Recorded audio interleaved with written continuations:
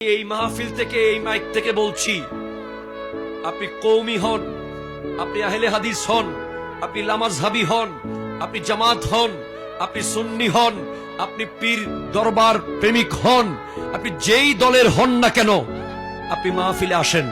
আমাদের প্যান্ডেল অনেক বড়, আমাদের হৃদয় অনেক বড়, ঠিক কিনা কথা বলেন? আপনি শুনে যান আমরা কি বলি, তারপর পছন্দ হলে ভালোবাসা দিয়েন, না হলে ভালোবাসা নিয়ে যায়েন। আমার কথা আপনি শুনে যান।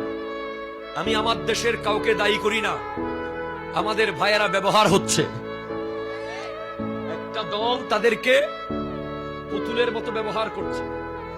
যারা চায় যে মুসলমান যুবকদের মাথায় টুপি থাকবে না, কথা কোন ঠিক কিনা জোরে বলেন।